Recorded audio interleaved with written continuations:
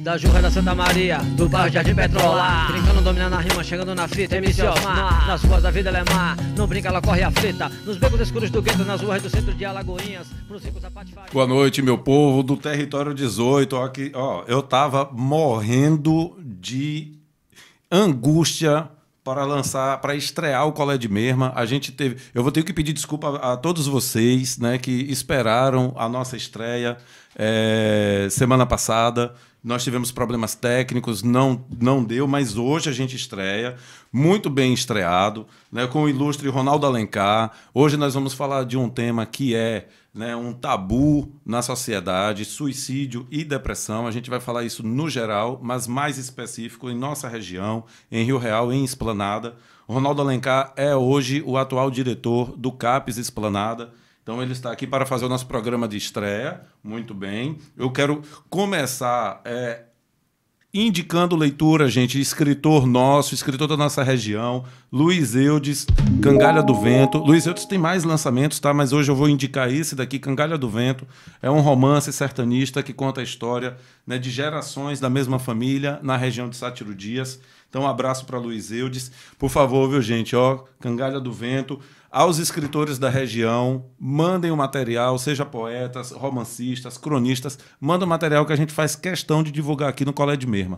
E encantando aqui o nosso estúdio, nosso mega estúdio, as artes de Oswaldo Bola. Atenção, artistas plásticos também querendo, é só enviar as menores telas que vocês têm, que como o nosso estúdio é muito grande, tem que ser tela pequena, tá, gente? Nós temos a nossa honrosa e luxuosa companhia, né, do nosso diretor Nando Zambia. Hoje nós estamos com o Ronaldo Alencar. Ronaldo, boa noite. Boa noite, Wagner. Tudo bem? Tudo em paz. Que bom. Ronaldo, para você ficar mais à vontade, nós temos um serviço de mesa aqui com a nossa produção. Você escolhe pelo número aí no nosso cardápio. Eu vou ficar com o número 3. Pronto. Atenção, produção, número 3 para ele, número 12 para mim. Ronaldo, enquanto a gente vai sendo servido, eu disse aqui na minha abertura de que é um assunto tabu em nossa sociedade, suicídio e depressão. Você concorda? Ainda é um assunto tabu? Concordo, sim, Wagner. Infelizmente, né, ainda é um assunto tabu, tendo em vista que é uma questão de saúde pública, né? É um agravante o ser humano ainda pensar sobre suicídio e achar, né, que não necessita de um cuidado, muitas das vezes, né, não buscar esse cuidado por preconceito, né, e muitas vezes, mais ainda do que o preconceito da própria pessoa que pensa em suicídio, o preconceito da própria família, né? Então ainda é sim um tabu. Que pena, né? Mas as campanhas como Setembro Amarelo servem para isso, né? Para que a gente vá deixando essa realidade, né? Vai transformando essa realidade, né? Ô, Ronaldo, você é hoje o diretor do CAPES em Esplanada. Até quando você fica como diretor do CAPES? Olha, o diretor do CAPES geralmente fica por média de 4 anos, né? Podendo haver uma substituição, caso necessária, a qualquer momento, né? A gente recebe uma nomeação, né, por parte de uma gestão para representar aquela pasta durante um período de gestão, podendo ser renovado por mais 4 anos ou até, se couber um caso de uma substituição antes disso, né, por qualquer motivo que seja, também pode ser trocado o cargo por outra pessoa mais adequada. E você está lá há quanto tempo já?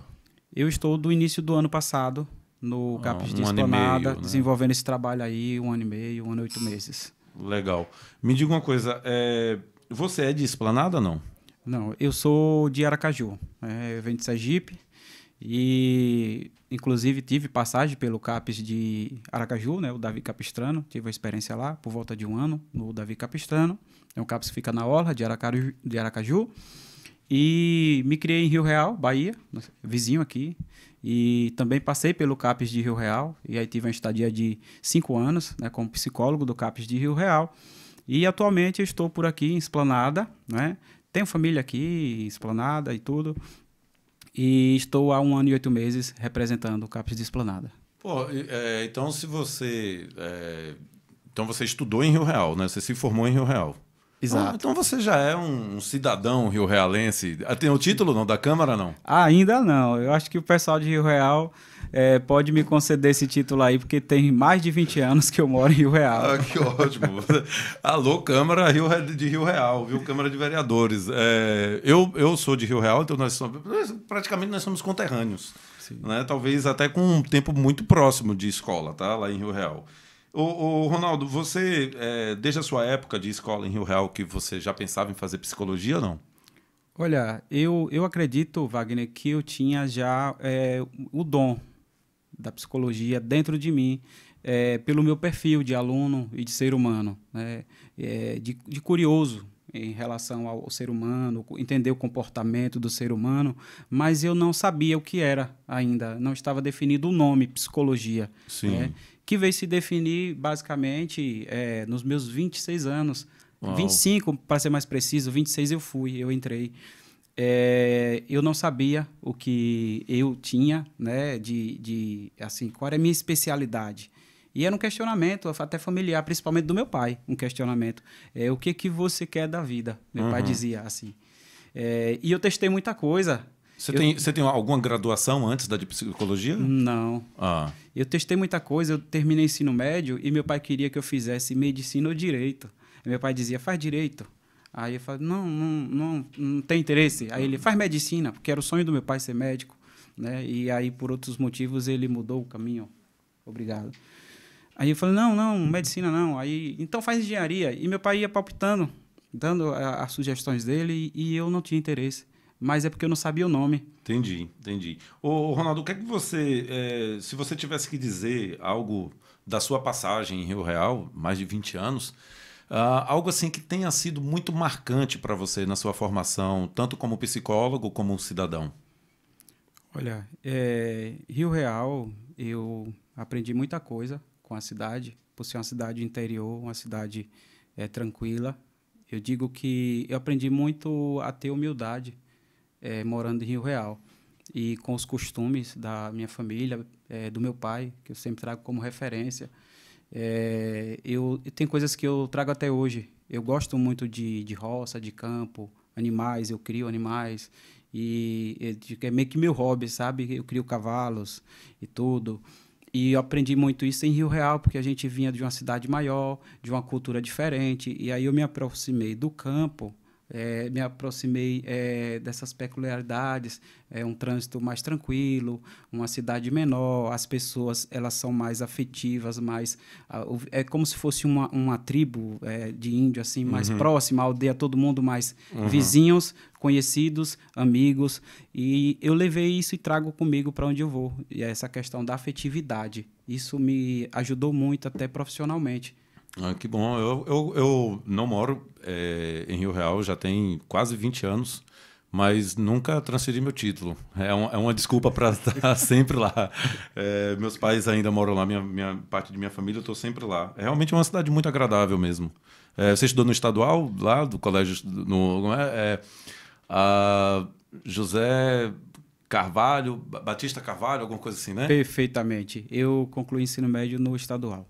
Que bom. Abraço para toda a comunidade de Rio Real e do Colégio Estadual. A gente é o apelido do colégio, né?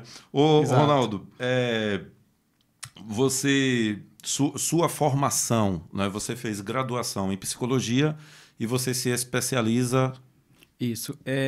Após a graduação de psicologia, eu me especializei primeiro em terapia breve e hipnoterapia. Eu fiz essa especialização com o núcleo de Maceió, né? O Instituto Ericksoniano, onde o meu professor, o João Facchinetti, e a doutora Facchinetti também, eles são psicólogos e médicos, e meu professor ele tem mestrado nessa área nos Estados Unidos, ele fez mestrado de hipnose e terapia breve nos Estados Unidos, e achei ele um cara super... um arcabouço de conhecimentos, Sim. Um cara bem descolado. Você usa hipnose? Em alguns casos. Em tratamentos lá em Esplanada, no CAPS? Não no CAPS de Esplanada, porque no CAPS de Esplanada eu fico na função de administrar o CAPS, a parte mais administrativa, de gestor.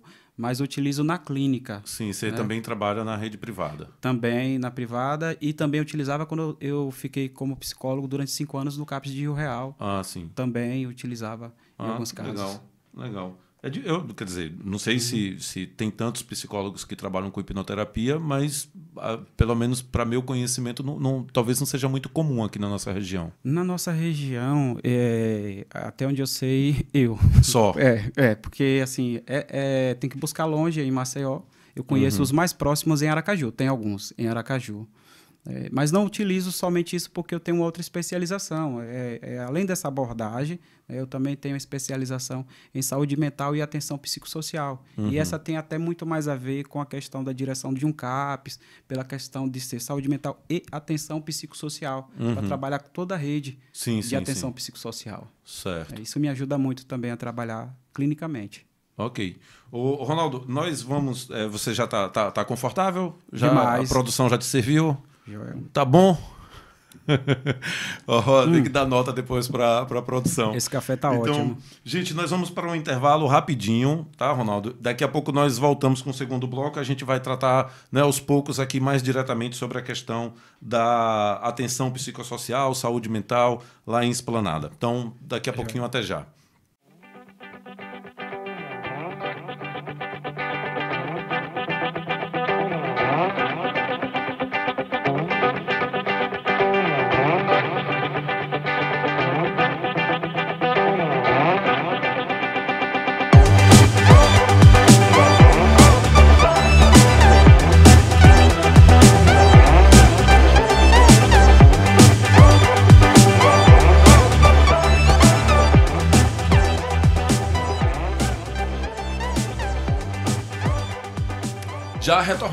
Já retornamos, meu povo.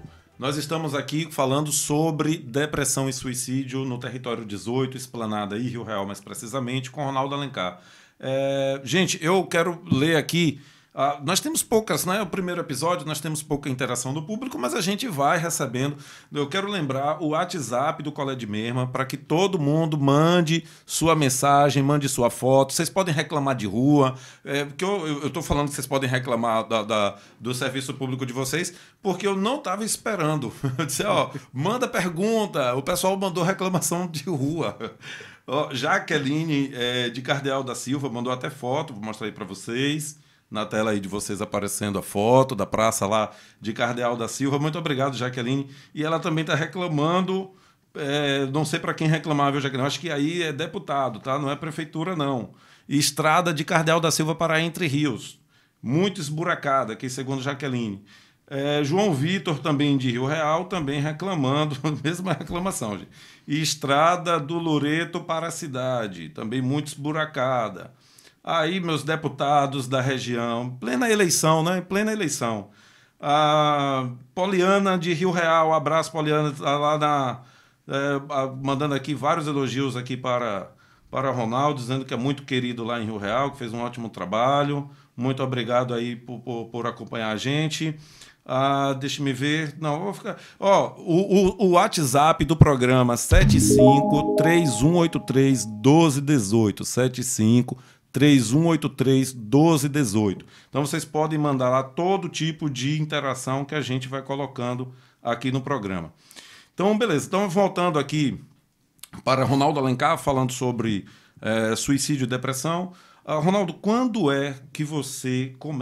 foi que você terminou sua faculdade e você começa profissionalmente a atuar como psicólogo? Eu iniciei assim que eu peguei o meu CRP, né? Questão de, acho que 2 meses depois, 3 meses. CRP é o registro do conselho. E o registro do conselho.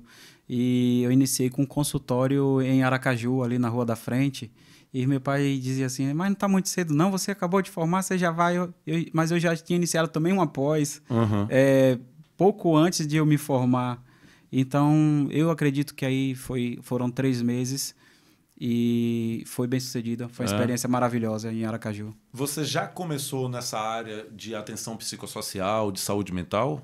Eu iniciei primeiro pela terapia breve e hipnoterapia, por entender que naquele momento eu tinha uma necessidade de melhorar essa questão da terapia, ser uma terapia mais prática, que a gente consegue evoluir o paciente mais rápido. Por isso, terapia breve, ou seja, você vai conseguir alcançar resultados mais rápidos através de técnicas, né, pautadas na ciência e que já são comprovadas de que a gente consegue por exemplo, trabalhar alguns traumas, alguns casos de depressão e ansiedade, de insônia, mais rápido com essa especialização.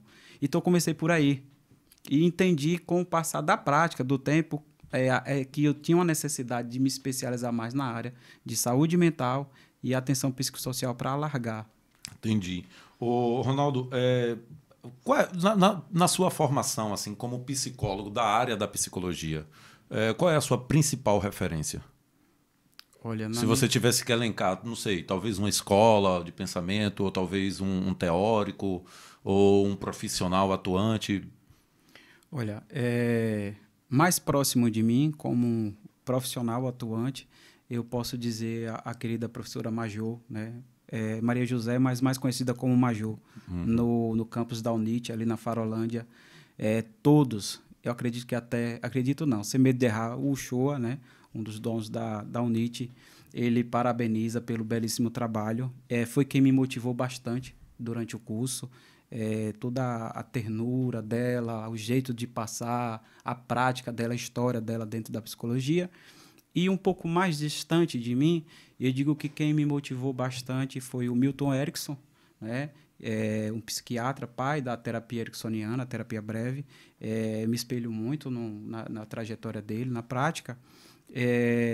Eu posso dizer esses dois. E não posso esquecer a minha professora, doutora Marlisete, foi minha supervisora de estágio clínico e aprendi bastante e aprendo bastante com ela. E nessas 3 experiências, Aracaju, Rio Real e Esplanada, se você tivesse que relatar aqui para a gente o caso mais marcante até hoje da sua carreira. Teve um caso que foi muito interessante, eu nunca esqueço. Eu estava atendendo uma pessoa, né? E eu tinha presenteado, na verdade, foram 2 casos, por incrível que pareça, foi parecido, 2 casos bem parecidos, mas esse no CAPES de Aracaju. Tinha uma caneta personalizada que eu tinha ganhado de uma pessoa e esse paciente em comum, ele tinha uma certa afinidade comigo, ele me pediu. E ele era um cara que lia bastante, ele já tinha feito uns 3 cursos e tal, na faculdade, e ele escrevia, e era liberado para ele caneta para ele escrever no CAPES todo lá, todo lugar ele escrevia. Ele me pediu essa caneta, e aí eu cedi a caneta para ele, e um dia a gente brincando com um jogo de tabuleiro, e ele começou a perder. Nesse dia ele não estava muito bem, estava meio surtado, ele sacou a caneta que eu dei para ele, olhou assim nos meus olhos e disse: "Você quer que eu fure seu olho com essa caneta aqui agora?" Ai, Deus. Assim, bem perto do meu olho. Uhum. E aí, naquela hora, assim, me deu um estalo, foi o que me salvou. Eu disse assim: "Ora, fulano, mas por que você vai furar o meu olho aqui agora com a caneta que eu te dei de presente?" E aquilo afetou ele positivamente. Ele lacrimejou e disse assim: "Você é um cara legal." Oh, Deus. E guardou a caneta. E eu nunca esqueci isso. Leva pra vida, né? Leva pra vida. Que cara. Ai, ai. Ô, Ronaldo, como é que você... eu sei que na psicologia tem gente que pensa de uma forma, né? Tem gente que pensa mais para um lado, outros mais para outros. Se você tivesse que se definir como psicólogo, como é que você se definiria? Olha, eu costumo pensar que o psicólogo ele é como se fosse um pai. Eu até já ouvi isso e já ouvi de ser um irmão mais velho. Mas olha, você é como se fosse meu irmão mais velho. Você é como se fosse um pai. No sentido da palavra, do papel de cuidado, de proteção e de afeto. De um olhar afetuoso, de que quer cuidar, que quer que você fique bem, que quer evoluir aquele ser humano, que quer acolher, sabe? Então, eu acho que um psicólogo, ele parece, entre aspas, um pai. Tá.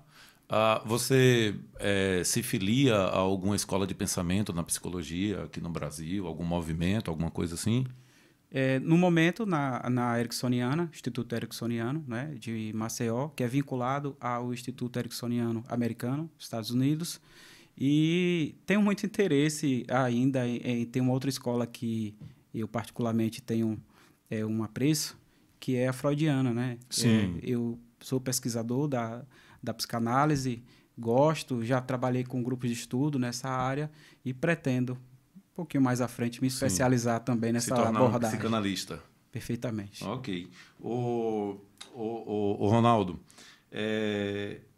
como você avalia o seu trabalho de psicólogo até os dias de hoje? Assim, não sei, você pode eu não diria para avaliar por nota, mas para fazer uma avaliação assim sucinta. Você acha que você tem sido ótimo? Você acha que você tem sido bom? Você acha que você tem atingido bastante pessoas? Como é que você avalia o seu trabalho? Wagner, eu avalio esse trabalho através de uma pergunta que a professora Célia me fez no primeiro dia de aula de comportamental e da resposta que eu dei a ela, que é o que eu tenho buscado me manter na linha da resposta que eu dei a ela o tempo todo. Ela perguntou qual era o sinônimo de sucesso e nós éramos 67 alunos. Sim. E todos responderam do seu jeito que era sucesso, mas a maioria atribuiu o sucesso a valor financeiro, obter, alcançar o financeiro profissionalmente. E eu acredito que eu fui o único aluno, eu fui o único aluno que deu essa resposta a ela e ela pediu para todo mundo parar. Eu falei que o sucesso para mim seria eu alcançar meu paciente, o bem-estar dele. Alguém chegar e trazer um filho e eu devolvê-lo recuperado. Não que eu venha a ter como psicólogo esse poder, mas o psicólogo é como se fosse uma ponte que a pessoa vai atravessar, ele vai auxiliar no processo. Então, eu tenho me esforçado o máximo, ainda não é o suficiente, eu reconheço, mas me esforçado ao máximo para ser esse profissional que estou cuidando das pessoas que me trazem, entendendo que ali é o amor de alguém. Sim. Né? Você tem noção de quantas famílias você já ajudou? Não dá para... É tanto que eu não conheço, assim, não lembro o nome de todos, mas eu lembro o rosto de todos. Uhum. Às vezes é engraçado, eu estou num comércio ou em algum lugar e alguém diz assim, doutor, tudo bem, lembra de mim, não sei o quê. Aí eu falo, lembro. Aí eu sou sincero, digo, só não lembro do nome. Uhum. Aí, mas lembra mesmo? Aí eu falei, isso. Aí eu conto um pedacinho da história. Aí diz, tu lembra mesmo? Eu digo, lembro. Uhum. Eu não lembro o nome. Uhum. Lá em Rio Real, esse tempo todo que você ficou lá atuando, atendendo, você acha que você... Como é que eu posso dizer? Você acha que você impactou um número suficiente de famílias pela demanda do trabalho ou que ainda você acha que poderia ter alcançado mais gente, mas que não foi possível? Poderia ter alcançado mais gente. Apesar de, em Rio Real, eu ter trabalhado em 3 segmentos. Na área pública, no CAPES, durante 5 anos. Na área escolar, né, no Colégio Moranguinho, Colégio 100. Trabalhei lá. Por 2 anos, trabalhou lá? Trabalhei lá. Colégio fantástico. E na Clínica São Roque, durante 7 anos, ainda trabalho na Clínica São Roque. São setores diferentes, mas a gente não tem como alcançar devido à questão de carga horária e o nosso tempo é restrito. Um dia em um local, outro dia em outro dia em outro, e acaba que, por questão de agenda, sempre tem pessoas que precisa passar e a gente não dá conta da demanda. Acredito que a demanda é gigantesca. Eu sou um profissional só para muitos. Atendi centenas, mas sei que não dei conta de atender todo mundo que me buscou por questão de agenda. Tá. Então, aqui já fica a questão da demanda para a rede pública, né? Ou seja, principalmente na rede pública. Tá bom. Ou seja, a rede pública ainda precisa crescer nesse sentido, né? Para poder atender essa demanda, né? Com certeza. Ronaldo, explica para a gente, para ficar assim muito claro para quem está assistindo a gente. Você é psicólogo e não psiquiatra. Qual é a diferença básica entre psiquiatria e psicologia? Pronto, boa pergunta. Muita gente vai ter essa mesma dúvida. Olha, basicamente, o psicólogo é um profissional, né? É uma ciência e profissão que se debruça no comportamento humano, né? Vai entender, destrinchar a questão comportamental, as emoções, né? Trajetória humana, todo um estudo voltado para... O psicólogo vai tratar o quê? Que a pessoa venha superar questões que levou a um quadro de depressão, que levou a um quadro de ansiedade, crises, psicoses, tais como esquizofrenia, bipolaridade, entre outros transtornos, são diversos. Mas, basicamente, o psicólogo faz o que a gente chama de psicoterapia, ou seja, ele vai acolher, né, através de uma escuta qualificada, vai orientar o cliente dele, inclusive passando estratégias de enfrentamento para lidar com a problemática, utilizando técnicas, né, técnicas de relaxamento, técnica para melhorar a qualidade de sono, técnicas para que a pessoa venha a aprender a lidar com futuros problemas, mas no sentido de um autoconhecimento. Sim, o psicólogo conduzirá, digamos assim, de certa forma, aquele sujeito ao próprio autoconhecimento, para que ele tenha um mapa de si mesmo. Já no caso do psiquiatra, né, é um médico, né, que se especializa na área de medicamentos psicotrópicos, ou seja, ele está apto a medicar, ele já não vai fazer a parte da leitura comportamental, emocional, não vai tratar diretamente dessa forma, mas é um profissional da área de medicina que faz uma especialização para medicar os sintomas. Então, assim, a gente fica mais com a parte mais, vamos dizer, do dia a dia da pessoa, da escuta e das estratégias, e ele vai ficar na parte de medicar a neuroquímica do cérebro. Entendi. Ou seja, se você não é médico, então você não prescreve nada, não passa nenhum medicamento, né? Perfeitamente. É vedado ao psicólogo passar medicamentos. Então, olha, isso é importante, gente. Então, assim, porque às vezes, se o psicólogo, né, caso vocês estejam sendo atendidos por algum psicólogo que venha indicar algum medicamento, gente, isso é muito importante. Então, por favor, procurar psiquiatra. Não é isso, Ronaldo? Perfeitamente. Caso um psicólogo esteja lidando com alguma situação de algum paciente e ele perceba, né, que extrapola o limite da psicologia, e nesse caso ele encaminha para o psiquiatra. Exato, com certeza. Boa parte dos psicólogos entendem de medicamentos, a depender da especialização um pouco mais. Eu, como estou no Centro de Atenção Psicossocial, entendo, mas ainda assim não pode passar. Então, o que eu posso fazer é uma orientação de que a pessoa precisa de um medicamento. Posso até dizer, eu tenho que usar aqui um antidepressivo, mas eu não vou apontar qual o tipo de medicamento, não vou ceder receita, porque não é da minha função. Uhum. Mas, assim, basta o psicólogo entender que existe um processo químico do cérebro, onde os hormônios eles podem, relacionados ao humor, alterar ou diminuir. Sim. E aí, se eles não estão em equilíbrio, se eles alteraram, alguns tipos de transtorno pode surgir. Se eles diminuírem, outros tipos de transtorno mental pode surgir. Então, o psicólogo vai entender, através dessa dinâmica, hoje tem até exames para comprovar qual hormônio que está alterado, que a pessoa precisa de um psiquiatra por uma questão de déficit hormonal. Entendi. Agora, já que você já esclareceu a diferença entre psicologia e psiquiatria, vamos então estabelecer a diferença entre saúde mental, uma pessoa mentalmente saudável, e uma pessoa com quadro depressivo, de depressão. Então, o que é saúde mental e o que é depressão? Olha, a saúde mental a gente pode definir por diversos ângulos. Eu vou tentar trazer aqui os pontos principais, né? Vamos dizer que é a capacidade de superar ou suportar e superar as incertezas. O ser humano tem diversas incertezas na vida, né? Através de problemas que vão surgindo, preocupações, medos, traumas. Então, aquele ser humano mais elástico, ou seja, que tem uma psique mais, né, que consegue lidar mais com frustrações, não é a pessoa que não chora ou é a pessoa que não fica com raiva ou com medo ou triste. Todo mundo passa pelas essas emoções. Isso é saúde mental, inclusive.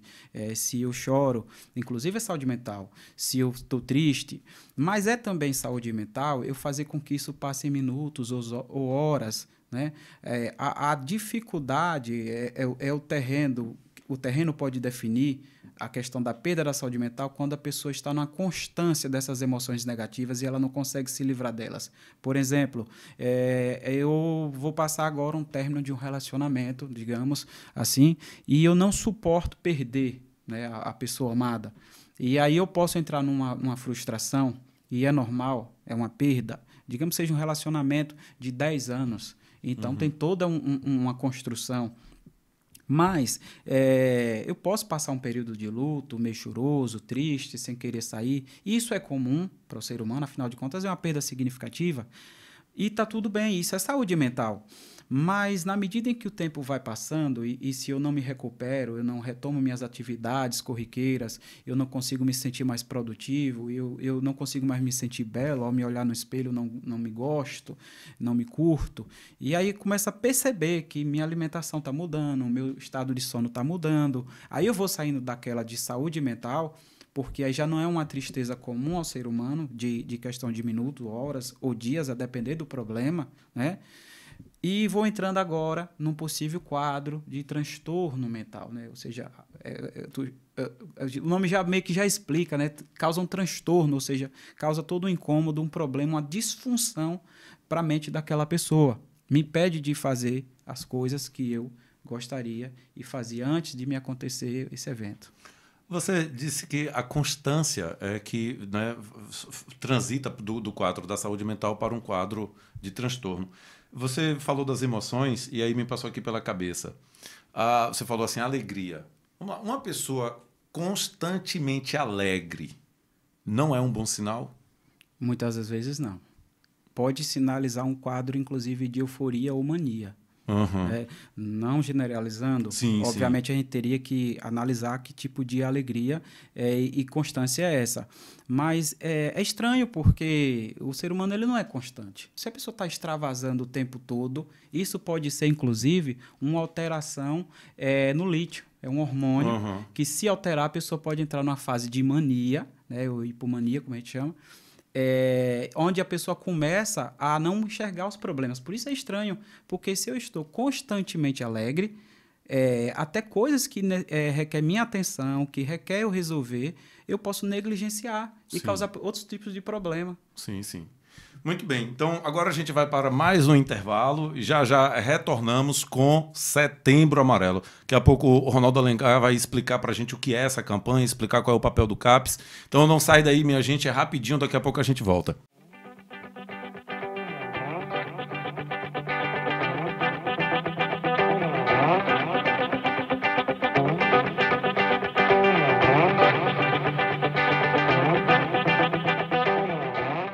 Estamos de volta, povo do Território 18. Prazerzaço estarmos aqui com o Ronaldo Alencar. Olha, eu vou ler aqui mais uma interação. Eu vou deixar daqui a pouco, porque eu recebi uma pergunta. A gente recebeu uma pergunta pelo WhatsApp, mas daqui a pouco eu faço a pergunta, tá, da participante. Mas antes, Ronaldo, eu quero ler aqui para vocês alguns dados, né, a respeito de suicídio, de depressão, para que daí você explique melhor a respeito da campanha do Setembro Amarelo. Então, observem bem esses dados que nós temos a respeito do Brasil.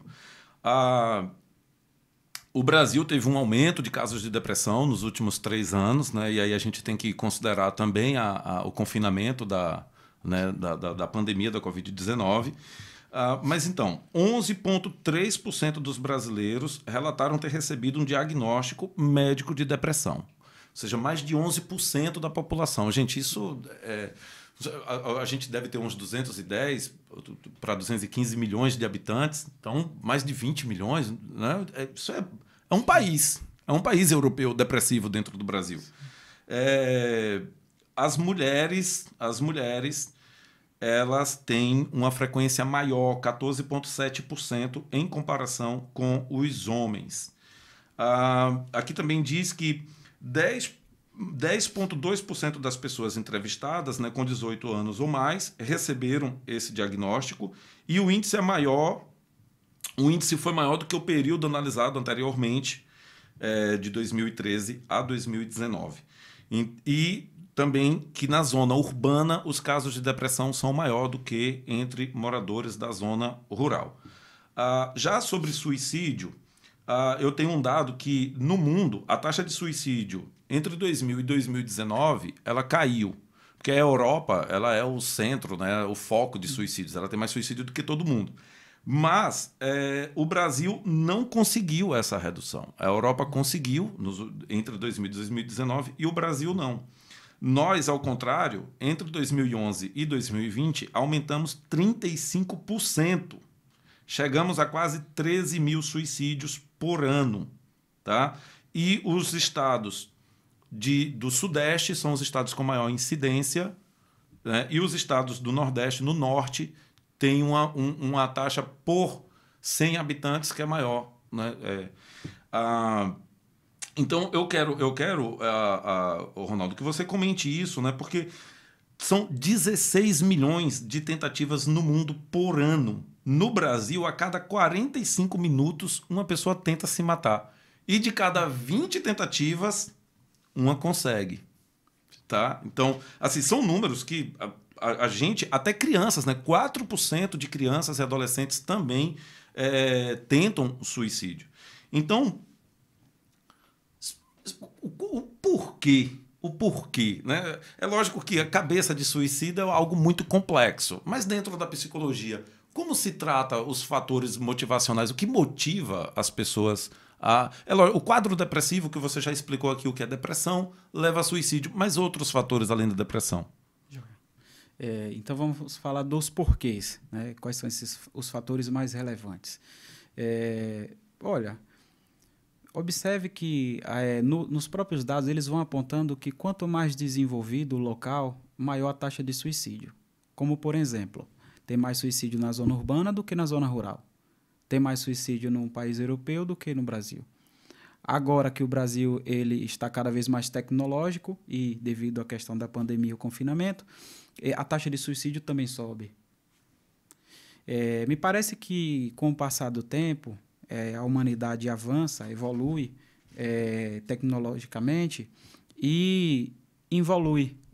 Como disse uma vez Caetano Veloso, nós estamos evoluindo. Eu acredito que, se a gente for o prisma da psicologia, nós estamos evoluindo em questões de habilidade social.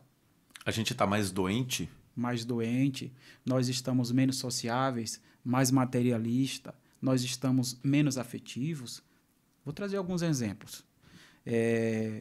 Um pai e uma mãe, hoje, que trabalha e passa o dia fora, e a criança ou as crianças ficam com a babá, e eles chegam cansados em casa à noite. Essa é a família moderna. Uhum. E aí a criança é cheia de energia, ela vem e pula no colo do pai, no colo da mãe, aí dá aqui o celular para você dar um tempo para o pai, para a mãe que chegou cansado, toma aqui o celular e vai brincar. Vai ver a família moderna num restaurante, eles não socializam, cada um fica com o celular aqui, e eles não estão juntos. Entram no banheiro com o celular, vão para a cama, vão dormir com o celular, estão nas faculdades, nos colégios com o celular. E aí as pessoas elas estão ficando... Olha, eu estou falando apenas de um fator, a tecnologia. Elas estão ficando zumbizadas, as pessoas. E o ser humano ele se constrói e reconstrói a todo momento na interlocução, na relação interpessoal. Nisso que a gente está fazendo aqui, essa troca, porque o outro... ele é frustrante, o outro é o estranho, aquele que eu não conheço, que não é igual a mim. E lidar com as outras pessoas é também desenvolver uma casquinha, tipo uma casquinha mais grossa, para poder saber lidar com futuras frustrações. Então, o outro vai me dar o não, é o não do emprego, que eu não consigo, do término do relacionamento, que não dá certo, o coleguinha que vai morar em outra cidade, que me deixa, é um vizinho que se muda, são as perdas. E isso, no mundo virtual, não existe. O Bauman fala do connect-disconnect, né? Dessa questão da fluidez, e que é muito fácil você cancelar alguém, você bloquear alguém, e não ter que lidar com isso virtualmente. Mas, na vida real, é diferente. Então, a tecnologia é um dos fatores que contribui com quadros de ansiedade e depressão, bastante. Não estou condenando a tecnologia, tá, pessoal? Eu só estou falando a questão do vício, do excesso. Mas a tecnologia é maravilhosa se souber usar. O uso de drogas também é um fator muito forte, e a juventude hoje tem um cardápio enorme de drogas ilícitas. Algumas são mais prejudiciais do que outras e podem causar casos de psicose, alucinações visuais, auditivas e comportamento depressivo, né? O abuso do álcool, né? É uma droga legalizada, mas é uma droga, então uso abusivo. E veja que tudo está no tom. na medida. Né? Não estou condenando, dizendo quem usa, quem não usa, que pode, não pode, mas que a questão da perda do controle, do comportamento abusivo, excessivo da coisa. Né? Outra questão é a educação. A educação mudou para melhor em alguns pontos, mas em outros pontos é uma educação mais frouxa, uma educação mais covarde, eu ouso dizer assim, até mais covarde. Em que sentido? De se ter tudo o que quer, por medo de dizer não, porque não tem a presença física. Então, dá-se as coisas, um bom quarto, bons brinquedos, boas roupas, e diz assim, olha, eu te dou tudo o que você precisa. O que as pessoas precisam é de amor, é de afeto, de um achego, de uma palavra, de um colo. Aí, muitas vezes, os pais pedem para o psicólogo fazer isso, porque eles não têm tempo para fazer isso. A família moderna, e não estou generalizando, não são todos os casos, né? Vícios de jogos, principalmente vícios de jogos violentos, pode causar perturbação mental, pode causar desequilíbrio. Genética familiar, predisposição genética. Questões de quadro de depressão, de psicose. Inclusive, um dado interessante, a esquizofrenia, se a gente tem em parente de primeiro grau um esquizofrênico, nós já temos essa predisposição para desenvolver. Se eu tenho essa predisposição e eu utilizo um alucinógeno, eu potencializo em 50% a chance de desenvolver um surto. Se eu surtar uma psicose pela primeira vez, tchau. A psicose ela não tem cura, ela tem tratamento para o resto da vida. A neurose ela pode ser tratada e pode até ter cura. Então, são diversos fatores que podem levar o sujeito a chegar a um ato suicida. O bipolar pensa geralmente sobre suicídio, o esquizofrênico geralmente pensa, o depressivo é o quadro mais comum, que a gente mais conhece, mas não é apenas o depressivo. Em alguns quadros de ansiedade é transtorno transitório, ou seja, geralmente passa primeiro pela ansiedade, e aí se ela começar, que a ansiedade nem sempre é um transtorno ou um problema, mas se começar a se tornar sintomática, ela pode até gerar um quadro de depressão e pode chegar a pensar sobre suicídio também. O que é o CAPS? Como é que o CAPS atua nesse contexto? Bom, o CAPS ele é um modelo substitutivo, né, que veio para substituir a questão de um modelo fechado, trancado, de ter que pegar a pessoa e dizer que é louco e trancar ela e tratar ela de uma forma agressiva. Aí veio o CAPS, um centro de atenção psicossocial, ou seja, um ambiente com um olhar humanizado. No CAPS a pessoa vai encontrar o assistente social, para ver a questão social da pessoa, se ela tem alimentação na casa dela, se ela tem uma condição financeira para se manter, para comprar os medicamentos para o tipo de problema dela, se precisa de um BPC, ou seja, um auxílio-doença, alguns CIDs, alguns quadros de transtorno mental. Já algo consumado, já é uma conquista, tem auxílio-doença. Temos psicólogos, por exemplo, CAPS de Esplanada, nós temos psicólogos, bons, excelentes psicólogos à disposição, psiquiatra, né? Em alguns casos, a gente tem mais de um. Como é o caso de Esplanada, nós temos 2. Para uma cidade pequena, uma boa rede de saúde mental. Mas, geralmente, isso é obrigatório ter um. Psiquiatra, tem a oficineira, que é uma pessoa que vai pegar aquele pessoal com transtorno mental muito mais grave, que tem mais dificuldade de socialização. E essa oficineira vai fazer, através de terapias ocupacionais, trabalhos de ressocialização grupal.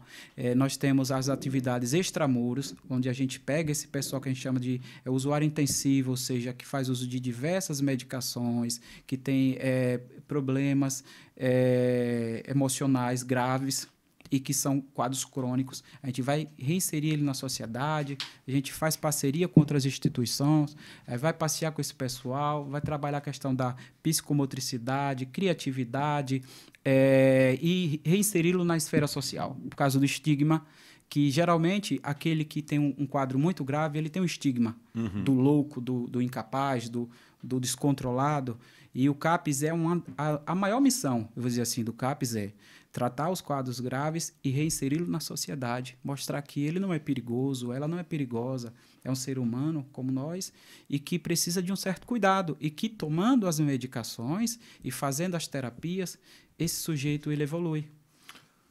Centro de Atenção Psicossocial. Centro de Atenção Psicossocial. É o único órgão no SUS que cuida dessa questão? Não, é o principal, vamos por assim dizer, mas tudo começa na atenção básica. Né? Então, se eu sinto desconfortos emocionais, se eu sinto que eu estou precisando de um certo acolhimento e um auxílio para ver o que eu tenho, digamos assim, a porta inicial é o postinho de saúde. E aí, lá na atenção básica, se o caso não se resolve, se vê que precisa de uma expertise, né, diferenciada, encaminha. Em alguns municípios tem e outros não. Em Esplanada tem, que é o ambulatório em saúde mental, que é para tratar os quadros leves e moderados de ansiedade e depressão. Então, encaminha lá, Esplanada, para o centro de especialidade primeiro. Lá nós temos uma psiquiatra excelente, tem psicólogo lá também. E então vai tratar lá. Se chegando lá o caso é grave ou se agravou e agora necessita realmente do CAPS, porque agora é quadros de surtos, casos de uso de drogas, de suicídio, de automutilação, aí dali encaminha para o CAPS. Vamos colocar assim que o CAPS seria uma instância de casos mais complexos. Entendi.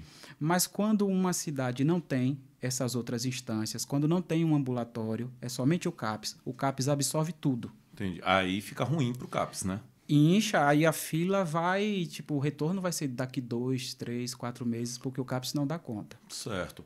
E o que é o Setembro Amarelo? Por que amarelo? Quem é que faz? Como é que é o Setembro Amarelo? Interessante a história do Setembro Amarelo.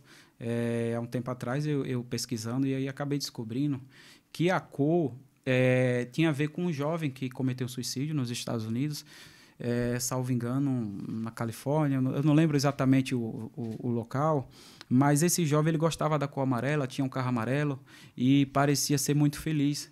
Inclusive, a depressão ela não impede a pessoa de sorrir e de ter momentos felizes. É porque a pessoa não consegue controlar e aí quando cai demais e se isola. Então, ninguém imaginava que aquele jovem ia cometer suicídio e chocou a comunidade. Começaram naquele tempo, ter campanhas e foi escolhido a cor amarela porque representava esse jovem, a cor amarela. E aí a campanha foi encorpando, foi ganhando espaço e se tornou, veja, toda uma trajetória mundial. Então, começou lá nos Estados Unidos a ideia do Setembro Amarelo. Exato. A ideia já para... Como é que é o Setembro Amarelo aqui? Como é que é a campanha do Setembro Amarelo em Esplanada? Como é que é essa campanha? Essa campanha, nós fazemos diversas ações, né?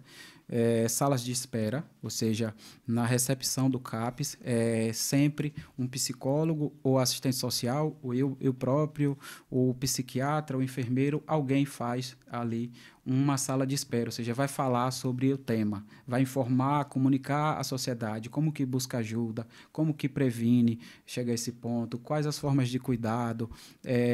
A gente faz isso também nos postos de saúde, né? A gente desloca parte da equipe para todas as UBSs do município, para estar também trabalhando em parceria com os médicos do posto de saúde e com a comunidade. A gente também faz passeatas e vai falar sobre o tema em praça pública. Nós produzimos em Esplanada, e isso foi um produto dos próprios colaboradores do CAPS, os funcionários do CAPS, em parceria com a Secretaria de Cultura, um curta-metragem falando sobre a história da loucura e o porquê de existir um CAPS no município. Vocês fizeram um filme? Um curta-metragem. Secretaria de Cultura com CAPS? Em parceria, falando sobre a forma de cuidado humanizado, sobre o trem de loucos que existia antigamente, né? Ou seja, saía de cidade em cidade, pegando as pessoas e colocando dentro do trem para levar para o hospital psiquiátrico, porque não tinha outro modelo de cuidado, e falando agora um contraste com a questão do cuidado, né, humanizado. Então, a gente desenvolve trabalhos também de teatro, pintura, a gente coloca no Setembro Amarelo também as obras dos próprios intensivos, a exposição, para as pessoas verem a questão da criatividade, e entrevistas também no Setembro Amarelo diversas. A gente faz também para poder estar comunicando à sociedade. Se eu quiser assistir essa produção de vocês, esse curta-metragem, onde é que eu encontro? O CAPS de Esplanada tem um Instagram, né? CAPS1 Esplanada, e tem lá esses trabalhos que eu estou falando, inclusive esse curta-metragem. Ah, legal. Vou ver depois. Eu não vi, eu não sabia, aí não vi. Você disse que o CAPS é uma política pública substituta. substituta dos manicômios. Perfeitamente. Nós temos, inclusive, nós temos 2 filmes, né, baseados em fatos reais, Bicho de Sete Cabeças e o da Nilce. Nise Coração da Loucura. Isso, né? O sobrenome dela é Silveira? Isso. Né? Nilce Silveira. São dois grandes sujeitos na luta anti-manicômio no Brasil. Por que é que houve esse movimento social contra os manicômios? Olha, o que muita gente não sabe é que nem todo mundo era louco. Se é que a gente pode chamar de loucura. Mas o que acontecia? Os andarilhos, eles eram trancafiados no manicômio. Alcoolistas, prostitutas, pessoas que não tinham parentes, leprosos, pessoas que viviam na sociedade incomodando, digamos assim, certa esfera social, era colocado no trem que foi batizado como trem de loucos. Em Barbacena, Minas Gerais, era que era o Hospital Colônia. Ele recebia semanalmente cargas de pessoas vivas, né? E aí essas cargas eram com pessoas que tinham transtorno mental e pessoas que não tinham transtorno mental, mas incomodava por ser o sujo, o fedido, o enjoado. Sim. Era uma forma de punição. Como a história, eu falei do filme, né, Bicho de Sete Cabeças, a história daquele próprio rapaz, né? Que não tinha transtorno mental. Uma falta de comunicação da família, né? Perfeitamente. Então, era um método agressivo, punitivo. Era assim, você foge à regra, está à margem da sociedade, disso aqui que nós queremos e pregamos, então você vai ser internado. Certo. Ô, Ronaldo, se eu não interno um parente, e aí tem o CAPS e toda essa rede aí que você falou, mas como é que a família lida? Já que a família não deixa mais o parente, né, trancafiado em um local desse, mas como é que a família lida? Como é que a família... Muitas vezes, a família lida e ainda quer tratar de uma forma manicomial. Quantas e quantas vezes nós, psicólogos e na direção de um CAPS, recebemos um familiar questionando como fazer para interná-lo, para trancá-lo, para se livrar daquele ente querido, né? Porque ele está causando transtorno, ele está quebrando tudo, ele está falando coisas absurdas, está causando problema com a vizinhança, ele tem que ser internado, ele tem que ser trancado. Mas, muitas das vezes, acredito, não por maldade, mas por não entender o que acontece lá, o que acontecia lá. Então, o CAPS tem a função, a missão do CAPS é orientar, que tem uma forma da gente cuidar.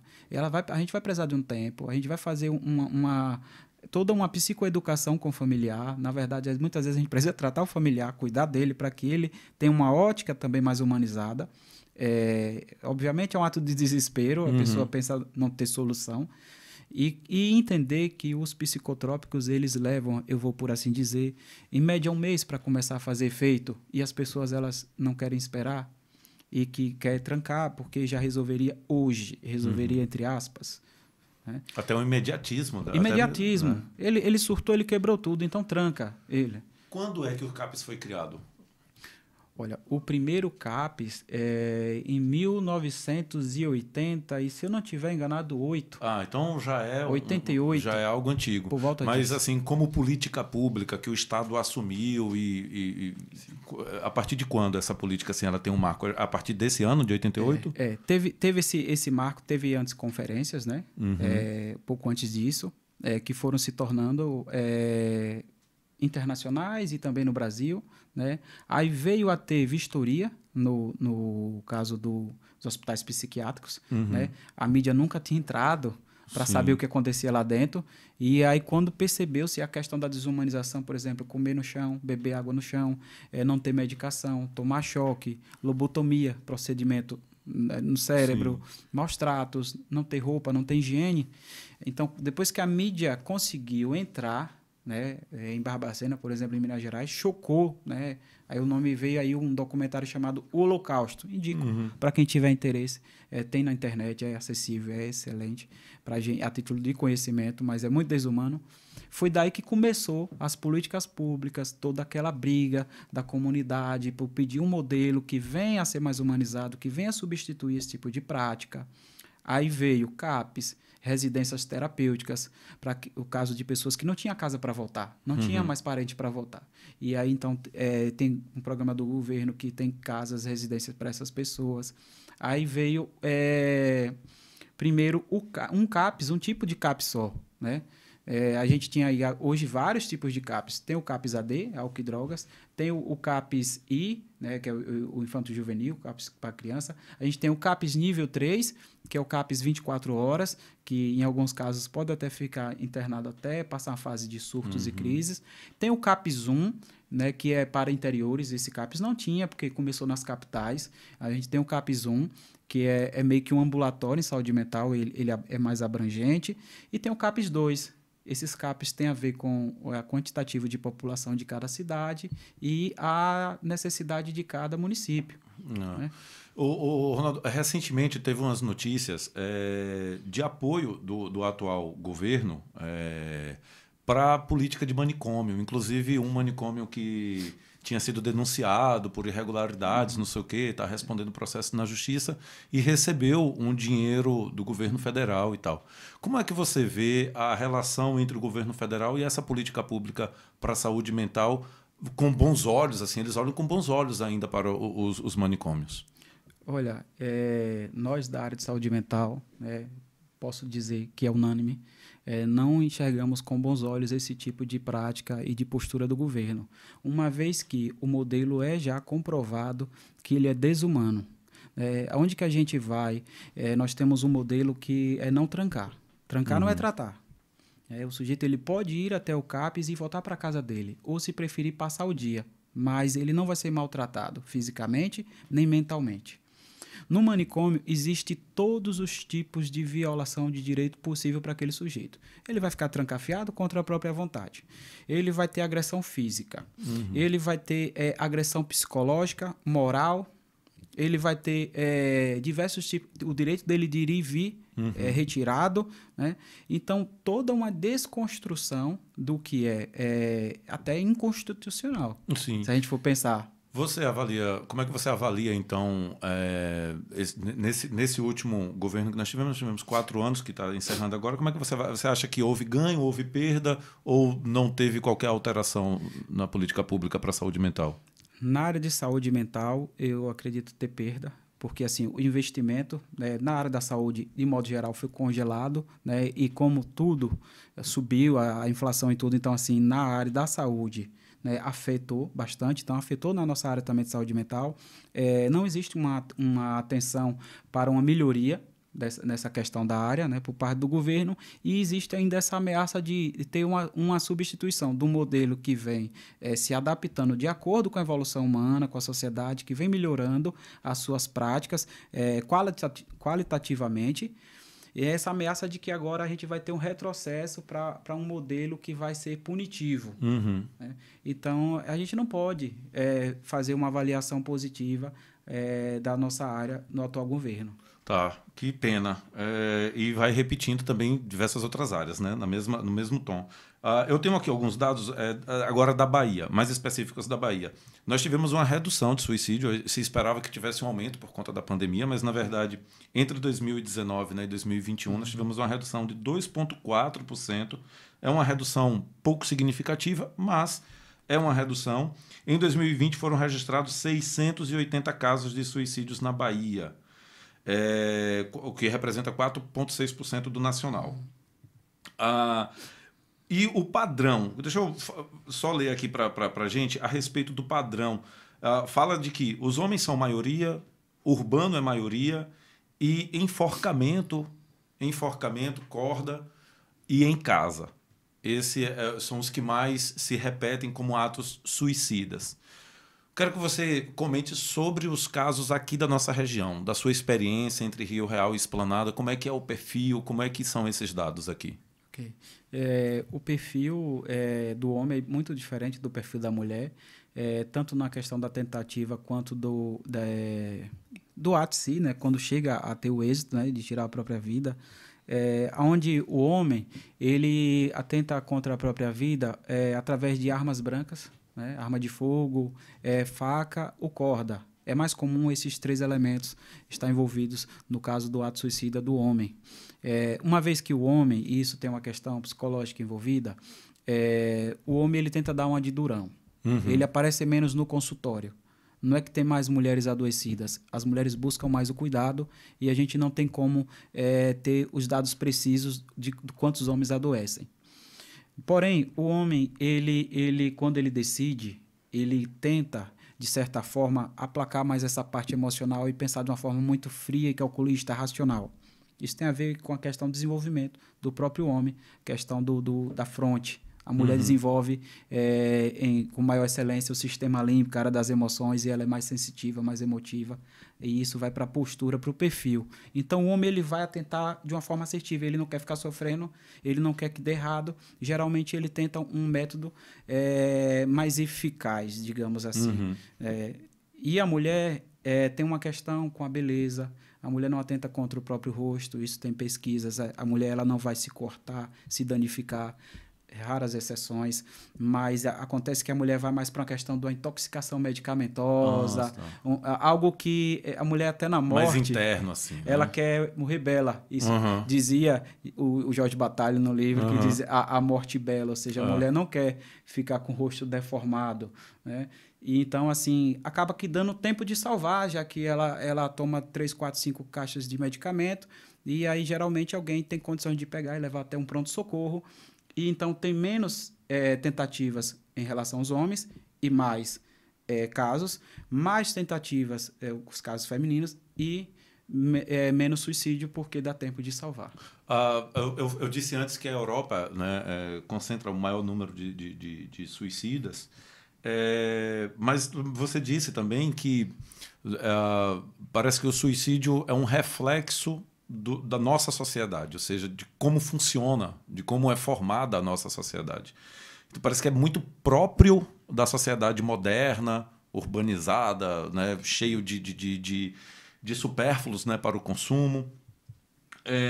Existe autocuidado que não seja crítico, ou seja, que não vise transformar a sociedade? E aí é uma pergunta difícil, Wagner. Veja, o ser humano ele é muito complexo. Então, ele cria algo, entendendo ser uma necessidade, que ele precisa. E aí a sociedade abraça isso e vai consumindo. Depois, essa própria coisa criada faz mal ao próprio ser humano. Porque, na medida que ele evolui, ele percebe que não completa ele. É uma coisa fugaz. Existe um esvaziamento emocional. Quanto mais a gente tem, menos a gente sente.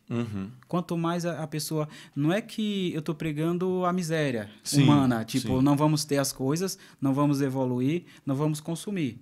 Mas a questão de educar a consciência, tipo um consumo consciente, que o ser humano ele vem a entender que o prazer ele está muito à frente do ter, né? O ser ele está muito à frente do ter, e que conquistar e sinônimo de sucesso é você ser feliz. Todo mundo veio para ser feliz. Então o capitalismo não favorece, né? De certa forma, não. Mas também deveria ter um equilíbrio dentro do próprio capitalismo. Sim, sim. Eu vou ler agora aqui, Ronaldo, perguntas que foram enviadas aqui pelo nosso WhatsApp. Isis Fávila, Isis Fávila, ela é arte terapeuta, professora e historiadora aqui de Alagoinhas. Ela pergunta assim, basicamente o que eu acabei de te perguntar. Nesse produtivismo característico do capitalismo, qual o tempo e o lugar da saúde mental? Como estabelecer um autocuidado nesse contexto? Interessante. Eu acredito que, em maior ou menor proporção, todos estamos mergulhados nisso. Eu costumo dizer, não deixe o mar te engolir. O mar é o consumo mesmo, o capitalismo selvagem. Sim. Então, onde que a gente pode encontrar esse refúgio, né? Como que a gente faz para a gente aprender a ser o surfista, para que a onda não nos trague e nos engula? Olha, a gente precisa entender que eu preciso dedicar meu tempo para coisas que me geram prazer e que não são obrigatórias, tais como o lazer. Eu preciso ter todo dia, e as pessoas acham estranho que lazer é coisa de domingo, ou de férias, ou de fim de semana, enfim. Não, o lazer ele é diário. Eu acho que essa aí é uma questão muito interessante a se pensar, que todo dia eu preciso ter prazer. Porque o obrigatório também já é de todo dia, e nem sempre a gente tem prazer no obrigatório. O ideal seria eu trabalhar em algo que me gera prazer. Sim. No meu caso, posso dizer que, sinceramente, meu trabalho é uma fonte de prazer. Me traz saúde mental ser psicólogo. E começa por aí. As pessoas escolhem trabalhos que dão dinheiro e não prazer. O ideal é você ganhar dinheiro com o que te dá prazer. Outro ponto é o esporte. As pessoas, muitas, não têm tempo para praticar qualquer que seja o tipo de esporte. Esporte é um regulador de humor. O esporte, ele previne e promove saúde mental. A gente precisa ter tempo, principalmente, e eu acho que isso está acima das coisas que eu falei até agora, tempo para as pessoas que a gente ama. E se você não tem tempo para as pessoas que você ama e que te amam, você vai ficar muito naquela de... o mar vai te engolir, porque a pessoa está tão ocupada com coisas que acham ser importante, e somente quando ela se vê diante de uma perda é que ela vai perceber que perdeu muito tempo de vida com coisas que não tinha nenhuma importância. Ela achava que teria importância. Entende? Então, eu comecei a pensar cada vez mais nisso, porque nós vendemos nosso tempo de vida por moedas. Sim. Eu dou X valor por 40 horas da sua semana. Tipo, eu quero 40 horas do seu tempo e pago X valor. E quem fica saudável trabalhando 44 horas na semana, né? Então, não é? Mas aí a pessoa topa porque ela acha que com esse valor ela vai consumir algo. E então, eu acho que o equilíbrio se dá entre... posso viver no capitalismo de uma forma saudável, sim, mas eu não posso vender todo o meu tempo para uma causa essa que me tire todo o meu tempo de coisas que me fazem rir, que me fazem ser mais leve. Tá, rede de apoio afetivo, prática de esportes, né? Se alimentar bem. Boa qualidade de sono também, fazer boas leituras, né? Ótimo. O Jorge do 21 de setembro de Alagoinhas. Jorge diz o seguinte: por motivo de alcoolismo, tive que começar tratamento para deixar essa droga. Tenho depressão nível 3. Já tentei suicídio 3 vezes. É uma doença que ainda não consegui vencer. Faço acompanhamento pelo CAPS, tenho 58 anos. Pergunto, algum dia posso melhorar só com esses medicamentos ou outras terapias também são importantes? E quais terapias seriam essas?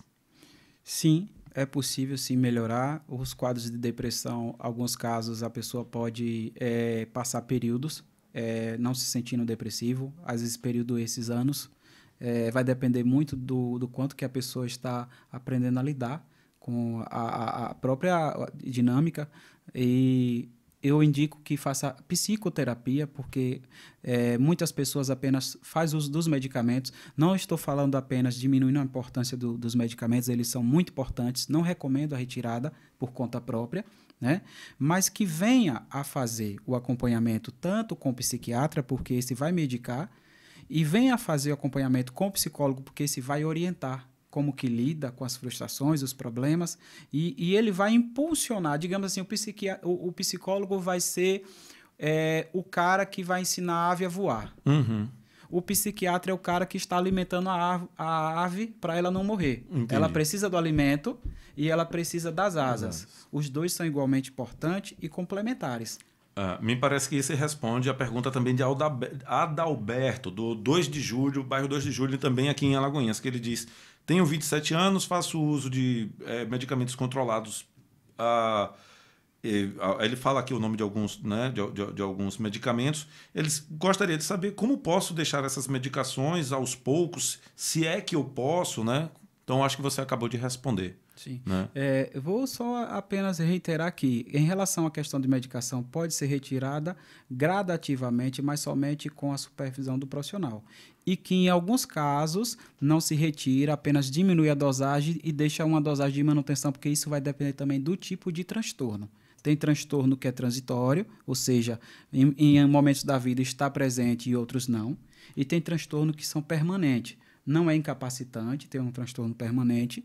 A pessoa pode trabalhar, pode se relacionar, pode ter todo tipo de dinâmica que um outro ser humano que não tenha transtorno, mas desde que faça um tratamento. Então, quem vai avaliar é o profissional que acompanha ele. Qual o caso? Beleza, Ronaldo. Ronaldo, nós chegamos agora ao final e aí eu vou fazer aqui aquelas perguntas de fechar para você responder bem rapidamente, que é a seguinte. Vou fazer 3 perguntas, aí você responde bem rapidinho. Como você tem avaliado o trabalho do CAPS em Esplanada desde quando você está gerindo? Olha, um grande desafio, né? De certa forma, muito prazeroso, porque a gente tem conseguido alguns ganhos no CAPES, desde quando a gente pegou, né, iniciou o CAPES para agora. Ganhos esses que eu falo no sentido de ofertar mais vagas para a comunidade. Eu acho que isso é um marco positivo. Informar melhor a comunidade, estar mais próximo e visitar mais a comunidade. Hoje o CAPES mapeou todo o território de Esplanada e a gente também faz trabalho de CAPES itinerante, ou seja, nas regiões distantes a equipe vai, o psiquiatra vai à região de Praia, região de São José, entre outras, fazer atendimento. Esses pontos acho positivo e acredito ainda ser um grande desafio de agora para frente, porque a gente não pode estacionar aí e achar que está tudo resolvido, né? Mas posso colocar como uma palavra assim, motivador. Uhum. Estou muito motivado. A segunda pergunta que eu tenho para você é: você tem alguma proposta para o seu final? Assim, alguma coisa que você ainda pensa em implementar, que ainda não foi feito na sua gestão no CAPES de Esplanada? Tenho uma proposta, não está ainda completamente definido, mas nós já estamos trabalhando nisso.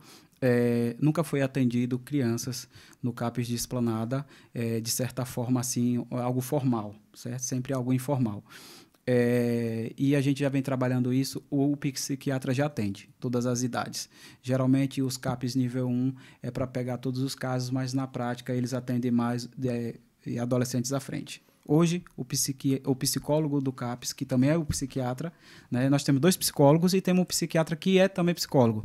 Por ter uma abordagem muito humana, já topou e já vem atendendo a partir dos 3 anos de idade todos os casos.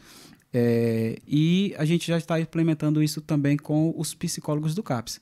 Então, acho que a terapia infantil, a gente começar a fazer no sentido de prevenção. Já que a gente está falando de suicídio, então a gente vai ter que trabalhar bem a base.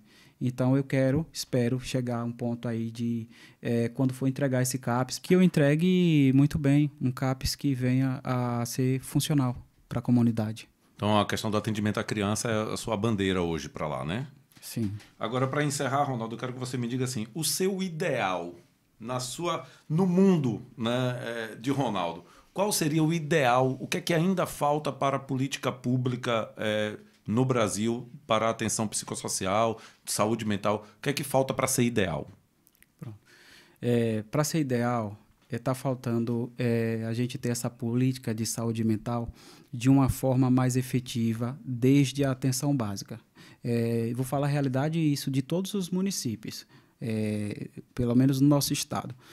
Possa ser que algum estado já consiga isso, mas eu acredito que não. A gente tem contatos com toda a rede e não se percebe isso na prática. Deveria ter psicólogos em todos os postos de saúde, e não só no CAPES, não só no ambulatório. Deveria ter psicólogo em todas as escolas do estado e do município. Okay. Deveria ter mais que um psiquiatra numa cidade que tenha acima de 40 mil habitantes. Era para ter, entende? E a gente deveria falar no colégio, deveria ser grade curricular sobre autoconhecimento, comportamento, emoções. Deveria ter, o ser humano deveria se conhecer um pouco que seja na sua base. E esse sonho que eu tenho, eu sei que um dia a gente vai chegar lá, para que o ser humano ele venha a se compreender melhor, para que ele venha a quebrar esses paradigmas, esses tabus, e que a gente venha a reduzir as taxas de suicídio em todo o mundo. Eu vou ler um recado, tá? Para a gente encerrar aqui, eu vou ler um recado que, na verdade, é um trecho de uma música. E ela diz o seguinte: a cidade enlouquece sonhos tortos, na verdade nada é o que parece ser. As pessoas enlouquecem calmamente, viciosamente, sem prazer. As cortinas transparentes não revelam o que é solitude, o que é solidão. Um desejo violento bate sem querer. Pânico, vertigem, obsessão. A maior expressão da angústia pode ser a depressão, algo que você pressente. Indefinível, mas não tente se matar, pelo menos essa noite não. Ou seja, é uma mensagem que precisa ser passada todos os dias, diariamente, para quem quer que seja que enfrente qualquer tipo de transtorno e que tenha, porventura, algum tipo de pensamento nesse sentido, não é isso? Perfeitamente. E que pode salvar uma vida essa mensagem. É verdade. Eu acho que, inclusive, salvou até de quem fez, porque eu acho que o próprio autor também já foi. Ronaldo, foi um prazerzaço. Eu quero brindar aqui. Vamos brindar aqui. Gente, ó, adivinhando, manda no WhatsApp 753183-1218, 753183-1218. Fala lá pra gente o que é que tem nas canecas que vocês vão ganhar um livro para cada caneca de acerto, viu? Ronaldo, muito obrigado.